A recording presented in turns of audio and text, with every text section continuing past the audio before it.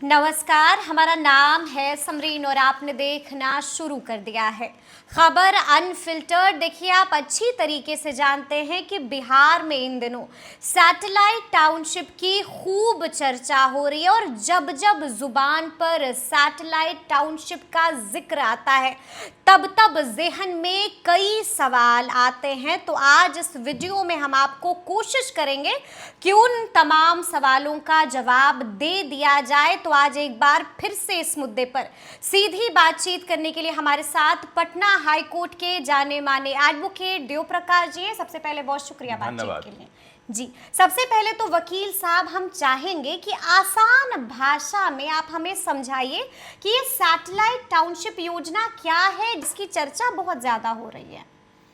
देखिए, सरकार जब भी कोई कॉलोनी बसाती है तो थोड़ा तरीके से सिस्टमेटिक तरीके से बसाती है। जैसे पटना में आपको एरिया है south SK Puri, Krishna Nagar, Buddha colony जहाँ बैठे हुए हैं, Rajendra Nagar, people's cooperative colony को उतना ज्ञान हमको नहीं है लेकिन वो भी कॉलोनी है। ऐसे बहुत सारे कॉलोनी गवर्नमेंट ने, सरकार ने खुद बसाए हैं। वहाँ आपको तरीके का रोड मिल जाएगा, थोड़ा खुला खुला जगह मिलेगा।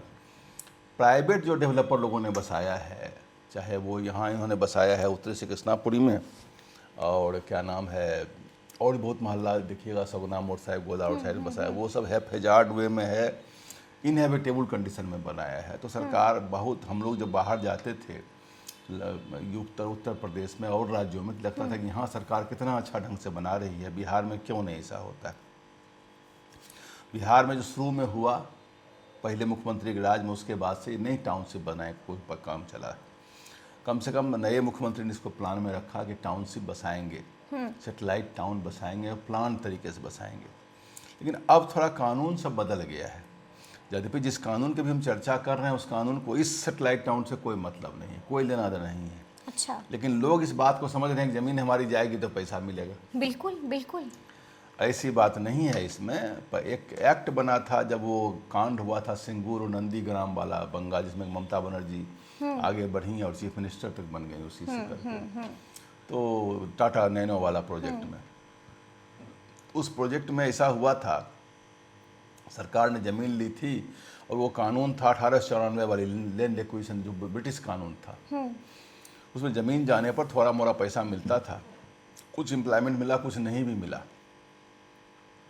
तो लोगों ने बड़ा हंगामा किया कि हमारी जीविका जा रही है, हमारी खेती जा रही है, हम कहाँ रहेंगे, कैसे खाएंगे। बहुत बड़ा आंदोलन हुआ था। तो उस समय मनमोहन सिंह की सरकार थी, 2013 में बड़ा अच्छा कानून एक आया। उस कानून का नाम था राइट टू फेयर, नाम लैंड एक्विजिशन एक्ट हटा दिया, वो लास्ट में लगा हुआ है। अच्छा। राइट टू फेयर कंपेंसेशन, पहला word right to fair compensation, transparency in land acquisition act.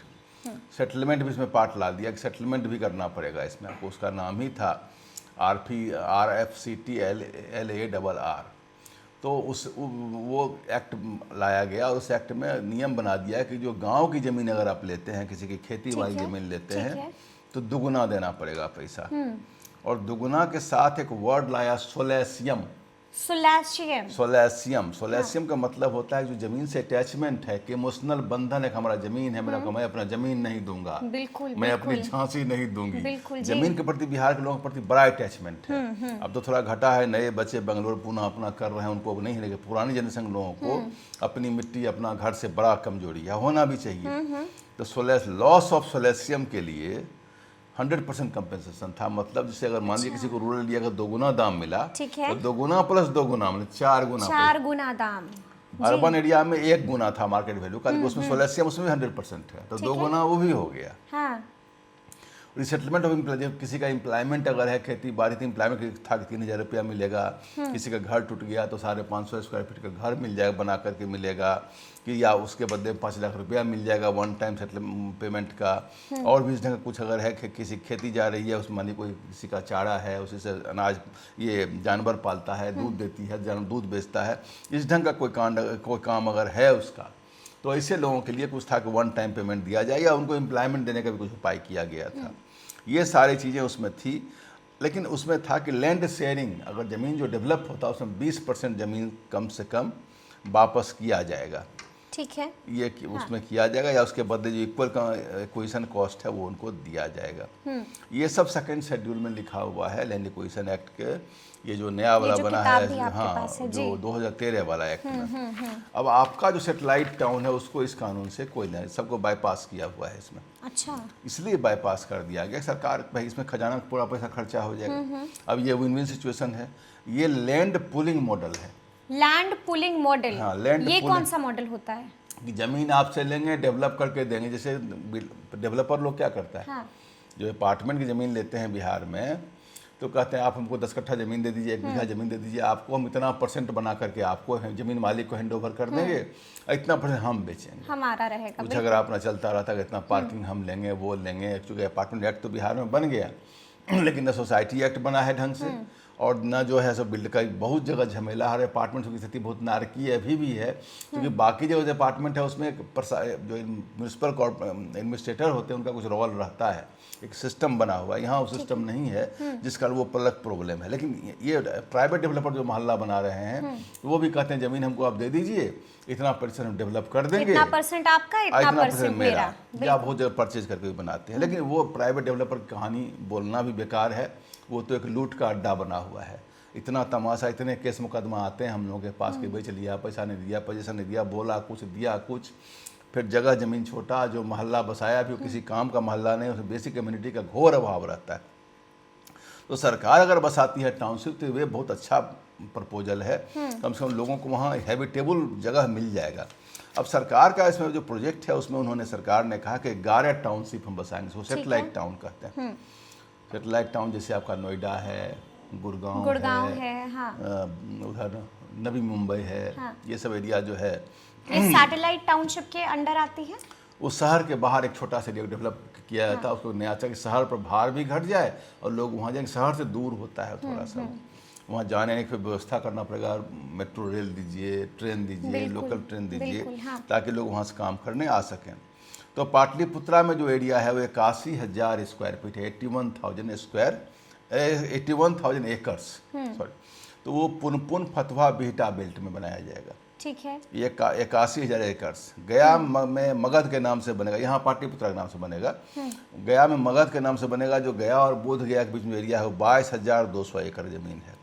इसी तरह से मुजफ्फरपुर में तिरहुत, दरभंगा में मिथिला, भागलपुर में विक्रमशिला, सहरसा में कोसी, पूर्णिया है, मुंगेर में अंग, छपरा में सारण, सोनपुर, हरिहरनाथपुरम, सीतामढ़ी में सीतापुरम, इस ढंग से सेटेलाइट टाउन बनाने की बात हुई है। अब इसमें क्या प्लानिंग सरकार की है, टाउन प्लानिंग स्कीम के तहत TPS सिस्टम से बनाया गया है। उसमें प्लानिंग ये है कि 55% डेवलप्ड लैंड का एरिया आपको हम वापस कर देंगे, यानी कि जमीन मालिकों को और किसानों को वापस हो जाएगा। हाँ। ठीक है। और 45% सरकार लेगी। सरकार लेके क्या, सरकार ने अपना बड़ा ट्रांसपेरेंटली रखा अपनी चीज़ों को, कि 22% जो एरिया होगा वो रोड में और कनेक्टिविटी में जाएगा, यूज होगा। बिल्कुल 22% ठीक एरिया। है। 15% एरिया जो होगा उसमें बिजली का ग्रिड, STP, वाटर प्लांट, और साथ में जो कुछ कॉस्ट जो सरकार का लग रहा है बनाने में, उसको कॉस्ट इकोनॉमी को रिकवर करने के लिए कुछ बनाएगी सरकार। 15% उसमें से जो मार्केट एरिया, कॉमर्शियल एरिया को रखेगी अपने पास में, जो प्राइवेट डेवलपर को देगी या बिल्डर को देगी, वो बना करके या अपना बना कर किराया लगाएगी, कुछ भी करेगी। ठीक है। 5% ग्रीन स्पेस रहेगा। जो अभी देखिए बहुत सारे मोहल्ला में हरियाली नहीं रहती है, मॉर्निंग वॉक के लिए कुछ एक जगह बाहर हम देखते हैं, हर बच्चों जगह के है। लिए पार्क नहीं है। ये एकदम एसेंशियल चीज़ है। वो 5% ग्रीन स्पेस पार्क रहेगा। ठीक है। 3% EWS मतलब housing for economically weaker section, गरीब लोगों के लिए 3%, सब मिलाकर 50% हो गया। ये उनको दिया जाएगा। ठीक है।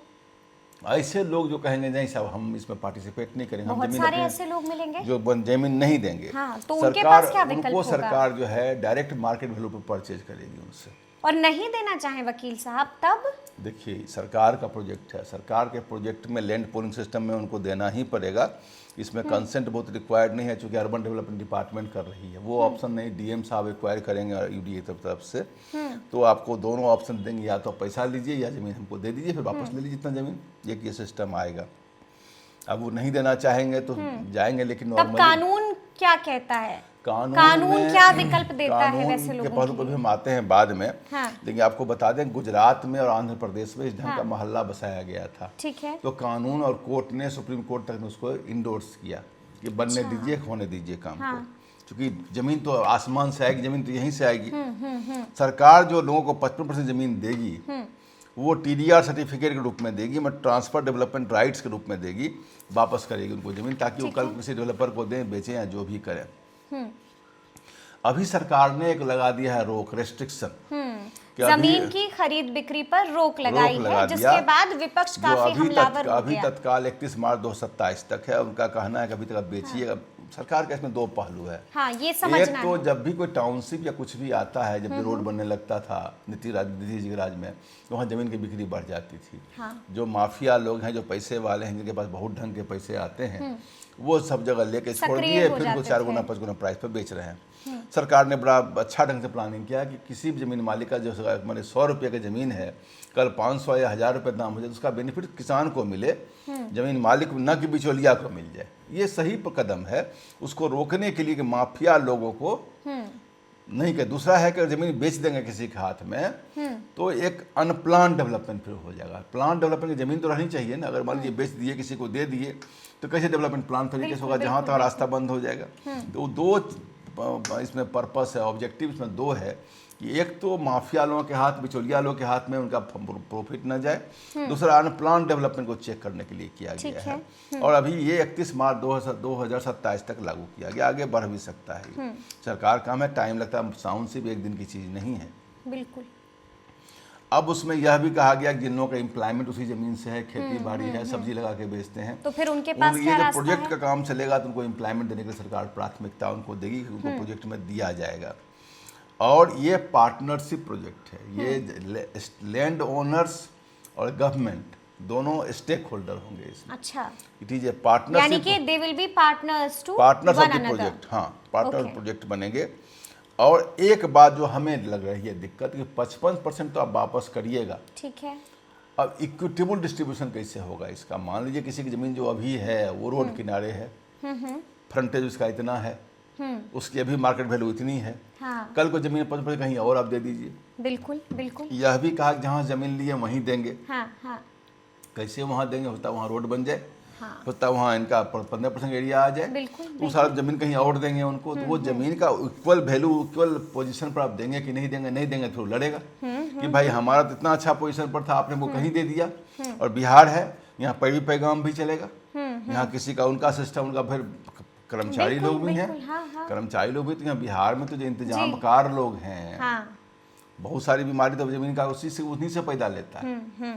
जितना जमीन में बीमारी, उतना जमीन में पैदा करते हैं बीमारियों को, जानबूझ करके वो मधुमक्खी खोता में उंगली देते हैं ताकि केस मुकदमा हो जाए, प्रोजेक्ट फंस जाए, फिर हमें 2 पैसा कमाने का उपाय हो जाए। यहाँ कोई काम ट्रांसपेरेंटली, ऑनेस्टली नहीं किया सकता है। सरकार यह जरूर, कोर्ट यह जरूर देखेगी, ड्यू प्रोसेस ऑफ लॉ लागू होना चाहिए, ट्रांसपेरेंटली हर काम होना चाहिए। आप रियल एस्टेट डेवलपर के रूप में काम कर रहे हैं, सरकार ने एक एक्ट बनाई है, Bihar urban planning development act 2026। ठीक है। इसके तहत इस काम को करेगी, लैंड पूलिंग ले करके। लेकिन ट्रांसपेरेंसी करने पड़ेगा। मान लीजिए कोई आदमी कहे कि हमारी बेटी की शादी, हम जमीन बेचनी है, मेरा बेटा मेडिकल में एडमिशन करना, मेडिकल में एडमिशन मालूम है कि कॉस्टली है, महंगा है, एक प्रोजेक्ट हो गया है, लोग करोड़ों रुपए खर्च करके बनाते हैं, मेडिकल हो जाएगा, डॉक्टर हो जाएगा, लड़का लड़की तो लड़की जो है बिना तिलक का शादी हो जाएगा, लड़का होगा तो वहाँ तिलक मिल जाएगा। बहुत सारी बातें उसमें आती है कि मेडिकल तो अपने आप में एक हॉट केक हो गया है, तो उसको लेके चलते हैं लोग। तो उसको अगर कराना है, बहुत सारे लोग हमारे पास भी आते हैं, मेरा ज़मीन नहीं बिक रहा है, इस कारण से है, केस करिए हाई कोर्ट में जाकर के, मेरी ज़मीन बेचने में रोके हुए, डिस्ट्रिक्ट मजिस्ट्रेट, दूसरे किसी कारण से। ठीक है। तो मान लीजिए ज़मीन तो उसके लिए कैपिटल है ना, उसको बेचेगा तो कोई काम करेगा। अब उसको आपने रोक लगा दिया। अब एक आर्टिकल 300A है, जिसको कॉन्स्टिट्यूशनल संवैधानिक अधिकार है जमीन के ऊपर, फंडामेंटल राइट नहीं है, लेकिन संवैधानिक अधिकार है। और उसको कोर्ट, हाई कोर्ट देखेगा, अगर संवैधानिक अधिकार किसी के पास में है, उसको राइट टू प्रॉपर्टी अगर मिला हुआ है, तो आप उसको बेचने से कैसे रोकिएगा? प्रॉपर्टी में किसी का ओनरशिप है तो बेचने से सरकार कैसे रोकेगी? तो सरकार का उसमें यही होना चाहिए प्रोजेक्ट, क्योंकि अगर आप नहीं रुक सकते हैं तो अपना पैसा आप ले लीजिए, आपको बेचना ही नहीं कहीं के पास। हाँ, जो मार्केट वैल्यू हम दे देते हैं। अब मार्केट वैल्यू में एक वर्ड है MVR। ठीक है। हो सकता है किसी जमीन का मार्केट वैल्यू हो 50,000 और बाजार MB के 1 लाख रुपए। ये एक दिक्कत होगी तो लोग कहेगा नहीं, आपको हम नहीं बेचेंगे, हम आपको। तो यानी कि आप ये कह रहे हैं वकील साहब कि सरकार ने जो रोक लगाई है, वो रोक जो है सरकार को उल्टा भी पड़ सकता है। चैलेंज होगा, लेकिन चूंकि इस ढंग के प्रोजेक्ट और राज्यों में हुआ है, और मैं एज एडवोकेट सिटीजन में कहना चाहूँगा कि पटना में सेटेलाइट टाउन आ जाए या और शहरों में आ जाए, अर्बनाइजेशन का एक स्टेज है ये, तो एक अच्छा कदम होगा। सरकार को करने देना, लोगों को मदद करना चाहिए। कोर्ट भी इस बात को देखेगी।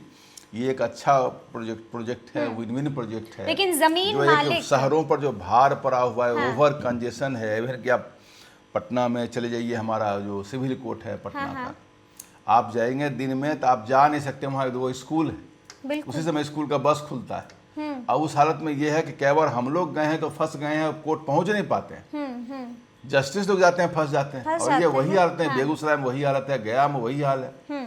तो शहरों में जो ये कोर्ट्स बने हुए हैं और ये और भी जो इस ढंग का सरकारी बिल्डिंग, उसको उठा के बाहर कर सकते हैं आप, उसमें करने में क्या दिक्कत है। लेकिन जमीन मालिक और किसान काफी डरे हुए हैं और लगातार कमेंट करके सवाल पूछ रहे हैं वकील साहब कि इससे हमारा कितना फायदा कितना नुकसान होगा, जरा ये भी तो समझाइए। ये तो मैंने बता दिया, सरकार इन्विसेज कर रही है, सरकार एक अनुमान लगा रही है कि जब हम डेवलप करेंगे तो जमीन का दाम 5 से 10 गुना बढ़ जाएगा। रोड बना देंगे, बिजली दे देंगे, सीवरेज दे देंगे, पानी दे देंगे, सब व्यवस्था देंगे, थाना देंगे, सब कुछ दे देंगे।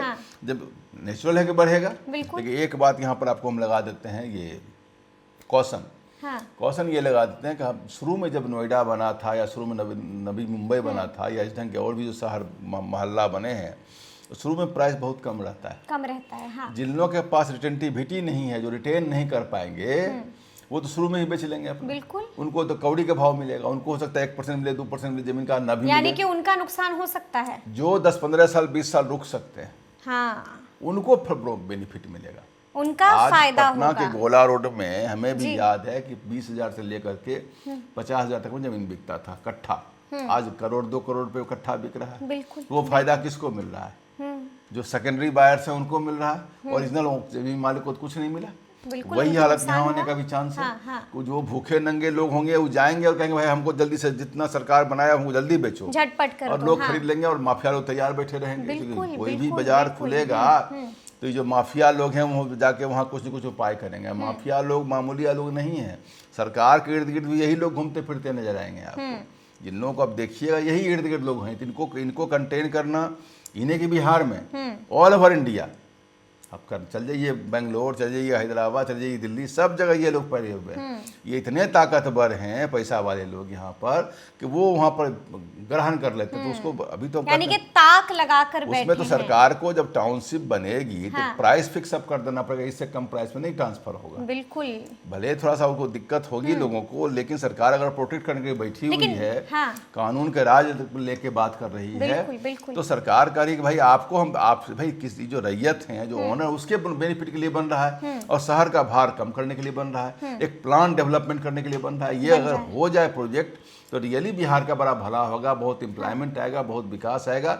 और आपको बता दें कि 11 अगर टाउनशिप बन गया तो 100 इंडस्ट्री के बराबर होगा, 100 इंडस्ट्रीज के बराबर होगा 11 टाउनशिप। लेकिन वकील साहब सवाल एक और है कि अगर मामला कोर्ट पहुंचता है तब तो फिर इस पर भी खतरा मंडराएगा। नहीं, कोर्ट पहुंचेगा तो ये सब सॉल्वेबल प्रॉब्लम्स हैं। जब सरकार खुद बैठी हुई है कि हम आपको पैसा देने को तैयार हैं, हम दे देंगे, पैसा ले लीजिए हमसे, हम आपको डेवलपमेंट के लिए 55% एरिया वापस कर रहे हैं, तो सरकार का प्रोजेक्ट खराब नहीं, अच्छा प्रोजेक्ट मैंने देखा था। जब आपने कहा था जी। तो मैंने आज ही सुबह में देखा था इसको, तो मुझको लगा कि अच्छा है। फिर मैंने जो कंपेरेटिव जो और राज्यों में बना है वहाँ का भी मैंने देखा, चाहे आंध्रा का हो, गुजरात का हो, लोग वहाँ भी कोर्ट गए थे, लेकिन कोर्ट ने कहा कि बनने दीजिए।